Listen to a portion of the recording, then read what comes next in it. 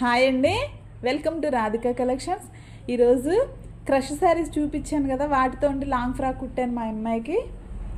Frock అయితే చాలా బాగుందండి. పైన కోటుకి అయితే నేను డిజైనర్ క్లాత్ తీసుకున్నాను. మీటర్ 250 పడిందండి. ఇంకా ఆ శారీస్లో కలర్స్ అయితే ఉన్నాయి.